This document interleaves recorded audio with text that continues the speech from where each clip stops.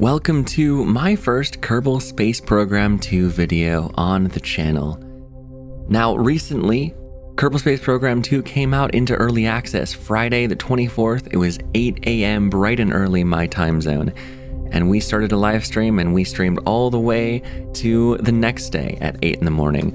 And what we experienced was just unforgettable. We experienced the good, we experienced the bad, and we experienced what I believe is hope for the future. A dream for the future that I'm seeing realized here. This foundation of a game is going to create just wonderful things, and I'm honestly just so excited to see what it becomes. Now, on screen here, we have one of the things that we built during that live stream on Twitch, and that is a space shuttle. Now, I was actually surprised with how well this flew. Now, we're gonna get a little bit wobbly here on the liftoff, but it stables out. We get up there.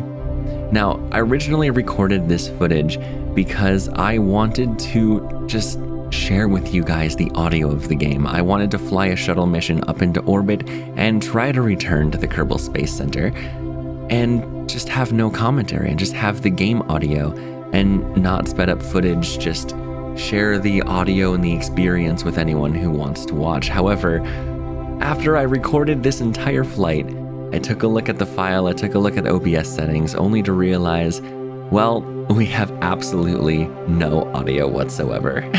So that is why I am simply commentating over the shuttle launch, and I have some Kerbal Space Program 2 music in the background. This audio, oh my gosh, this audio is so incredible. The rocket sounds, the atmosphere, the reaction wheels, the RCS thrusters, the music. Let me tell you about the music. It is beautiful. It is dynamic. It changes depending where you are and what you're doing. If you fly around on Kerbin, the atmosphere is different in orbit. The music is different in orbit than it is in the upper atmosphere, than it is on the surface. And on the surface, the music will change if you start ascending. The music will change if it detects that you're like barreling towards the ground. It gets a little bit more epic. And if you're just flying around low altitude, it's a little bit different. It's a little bit cheery.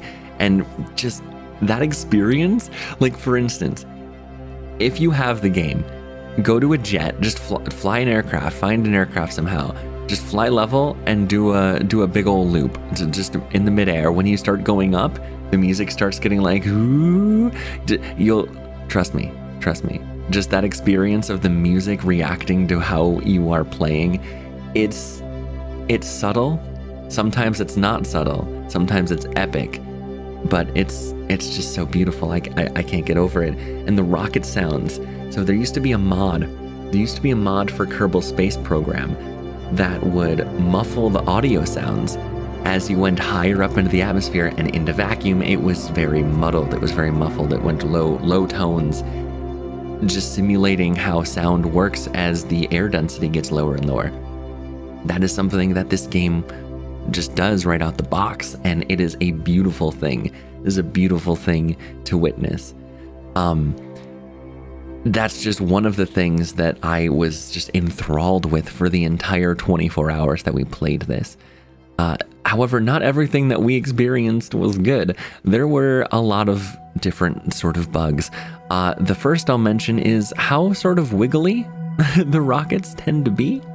However, I discovered a fix the other day. Actually, not the other day. It was earlier today, I suppose. Where if you go into the app data files for the game, you can change some of the physics settings. And one of those is joint rigidity. So add a few zeros to that number and you have a very, very stable craft, less noodly per se. And we didn't have that for the entire live stream. This shuttle worked fine without this little fix as well. But it was a very nice thing that I discovered. It flew even better with those few zeros added. And now you see we have the shuttle here in orbit, and you can see one of the other pluses is just how it looks. This is absolutely beautiful. Now, we have sunflare mods in the game, sure. This sunflare is absolutely beautiful. I don't mind having it. I always change the stock, quote-unquote, scatterer sunflare to something else because I don't really like the stock one, but this is beautiful. And the lighting on the craft. And if you notice, the coloration on the parts. Now, coloring parts is also something that we have in the first game with mods, but it's very well implemented in this system. I'm really hoping that we get a copy-paste color or an eyedropper tool very, very soon. Honestly, even hex colors as well. Hex codes would be a really neat addition to that system. But as it is right now, it works. It's very simple, it's very fast, and you can make some very pretty looking things. Now, something else I have to talk about here, because we have a shuttle, is procedural wings. Yeah, procedural wings are just as good as they looked in all of the trailers and things. Absolutely fantastic. I had some bugs with them. I had some bugs where I tried to attach wings to wings, and sometimes when you edit one, a control surface would disappear on another one, and it was a bit of a finagling to try to actually get it to work right, but I ended up getting it to work anyway. And those sorts of things I'm used to doing. I'm used to like dealing with weird KSP bugs. That's just something that I'm prone to do. Like, I've done it so many times, it's just second nature. I didn't let any of the bugs that I've experienced slow me down, even though we found some bugs that were, well, quite problematic. Let me talk about those for a second here. We had a few bugs that basically would destroy missions and some that would destroy entire saves. So I'm really glad that I wasn't up to anything long term. I wasn't up to any sort of career type things in this sandbox mode of the game that we have right now. And those are, there's a lot of them. I have a long list on a notepad that I wrote down as we streamed for that entire 24 hours. But the most prominent ones that people are experiencing, maybe people aren't experiencing, are going on EVA sometimes blows up the craft. Docking and undocking can sometimes blow up a craft. I had it undock. I actually launched a small lunar lander in the cargo bay of this shuttle on stream. And when I undocked from the cargo bay, my pitch turned to yaw control and my yaw turned to pitch control. So I had to sort of learn how to fly again, and then realized, oh, I can just swap these in the settings and fly normally again. So yeah, that was a thing. There's other smaller things that happen like that, and different glitches in flight, different glitches in the editor. None of them seemed like they were all that concerning, except for the ones that, well, broke saves. And I still haven't figured out how I did that, and I don't yet know how to recreate it or how to avoid doing it. So, word of warning, at the current time, there's a lot of bugs. When you play the game, you're going to experience a few problems along your way. However, like I said, I didn't let that slow me down. This was an absolutely amazing experience to play this game, bugs and all. I am just very hopeful for the future. Like, just, this is the worst it's gonna be. This starting point. It's only gonna get better from here. There's gonna be bugs that are fixed, things that are addressed, maybe things that change. I don't know. Who knows what is actually going to change here? There's a lot of things that I absolutely really love, and there's a lot of things that I don't like so much. We'll start with the don't like so much, right? So there's a part manager. At the bottom of the screen right now, there's a little gear icon. If you click that, it opens up a part manager. However, if you right-click any part on your vessel, it also opens up the part manager. All of the little windows that would happen in the first game when you right-click a part, that is all on this new single window in a list that you can filter things by, not by search, but just by folders. So I have some problems with this. I have a few problems with this part manager, at least in its current implementation. The first is it loads every single part on your vessel. And when you start to get more and more complex vessels that have more and more parts with different settings and stuff on them, that lags the system. You'll have the game freeze for several seconds every time that opens. And if you're like me, you accidentally right-click some part on your vehicle all the time. And now you have a few seconds where it loads everything up and then you close it. But like, it's not as fast as I think it should be. And maybe this has to do with the current, I guess, limitations hardware-wise, because as far as I'm aware, this game is running on a single thread. And that's basically not using all of the resources that it could be or it should be. And I'm not technologically savvy enough to really understand why, but I have a feeling that it has something to do with being maybe easier to address bugs. But honestly, I couldn't tell you. I couldn't tell you. Another thing that I have wrong with the part manager here is when you open it up, the top of the window is where you drag it to move it around and where you hit an X to get rid of it if you don't just hit the icon at the bottom again. That top of the window it covers like half of the Kerbals faces. And I don't really mind the visual bug of that if it weren't for the fact that in order to EVA a Kerbal, all you do is click on their little icon in the top. Now, if you accidentally miss the part manager when you're trying to close it and click EVA, there isn't a menu that pops up. Your Kerbal just pops out. That didn't happen to me, thankfully. But I have a feeling that has happened to someone before. I don't know. I feel like it very well could have happened. But yeah, I honestly think that the part manager could be implemented a little bit better if you could select parts that you would want on its own window, but allow us to have the right-click functionality that we used to have in the first game alongside. Both would be good. Both would be very good. Another UI thing that's sort of similar to accidentally hitting EVA is something that we did see in the ESA gameplay footage, where you can accidentally right-click destroy your vessel in the map view. That didn't happen to me in the stream, but I've seen it happen, and that is very spooky, especially for long-term streams. Luckily, we weren't doing anything long-term. There's a bunch of other small things that I do like, however. I mentioned the procedural wings, I mentioned the coloration. Here's a peculiar thing. Precision controls in Kerbal Space Program 2 is different than procedural controls in Kerbal Space Program 1. Oh, and here on screen we're seeing that I am totally overshooting the Kerbal Space Center. I didn't even realize. I'm attempting to dive here, but at this point I'm realizing that we're not getting back to a runway. But back to precision controls. Right, so that is the caps lock key.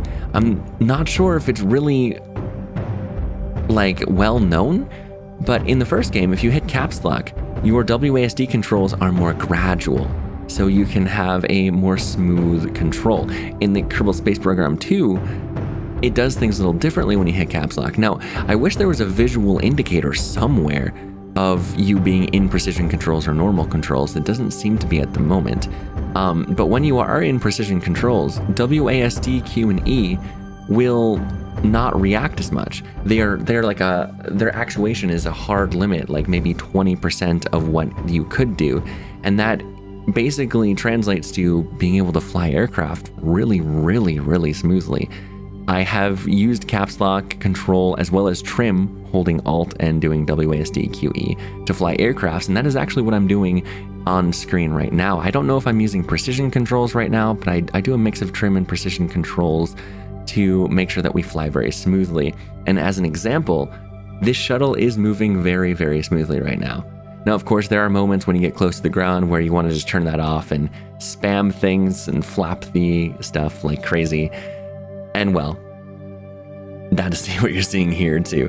Now, what you're about to see here is a bug that I hadn't experienced in the live stream at all, but I haven't splashed down in the ocean with wings, and this right here is very reminiscent of Realism Overhaul. That happened with procedural wings and Realism Overhaul as well. So this was a new bug of splashing down. Now the water physics aren't really implemented quite yet. But this is the end of our shuttle mission here. Now, I assure you the Kerbals are fine. I'm able to get them all out and set them in a row and take a look at the capsule spinning like this, so they're all right. But concluding our launch to orbit and back almost to the KSC, there's still so much that I could rant about with this game, both good and bad. Good, the terrain, the new terrain in the game, both on Kerbin and in all of the other planets and moons, so much better. You have smooth craters, you have flatter landscapes, no weird jagged edges the way it's implemented in the first game. On Kerbin, you have mountain ranges that they look real. You have forests, trees that change their type based on elevation all the way up to snowy mountain peaks. It reminds me of camping in Colorado. Earlier today, I built a jet and just took it and flew around the mountain ranges north of the Kerbal Space Center for probably over an hour before I eventually accidentally crashed, of course. But it was just beautiful blasting through the valleys. The terrain is just, it's inspiring looking at. You look at certain places on different worlds and you think, wow, I could totally see a base there. I could see us mining over there in that valley or that beachhead, or on the other side of that mountain, there could be an obstacle course. Maybe with colonies, we could build air races through valleys and mountains. Like, it's just inspiring to me. The whole game is inspiring to me. This game, there's a lot of people that are very adamant that it is just not worth the money. It is a horrible experience, that the devs are evil, and I don't think this game deserves that, guys. I genuinely don't. It's just an amazing experience. I don't even have words right now. Maybe it's because of the 24-hour stream and not getting much sleep after that. Maybe my brain is a mush, but I'm just wordlessly optimistic about this game, because this foundation, what it's, this is the foundation of a promise. This is only square one of a very, very tall mountain, a very long road of early access, of new features, of bugs that are going to be fixed, of hopefully performance increasing. Honestly, I genuinely think that a lot of people wouldn't be so harsh on the game if it at least performed really, really, really well. And it just doesn't. It doesn't at all. The shuttle launches sometimes around 5 frames per second. And I mean, that's reminiscent of how I launched larger vehicles like the Saturn V in Realism Overhaul.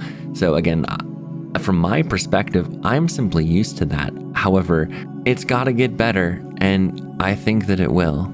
There are currently things that we're used to in Kerbal Space Program 1 that aren't in the game, but those things are highly requested so far in Discord, forums, what have you. And there's also things in this game that aren't in the first game. And the experiences within are just, like I said, they're just inspiring to me. I'm so hopeful for this game. I am having a lot of fun playing it in its buggy mess state, because I see the foundation, I see the promise, and I see what it's going to be in my head.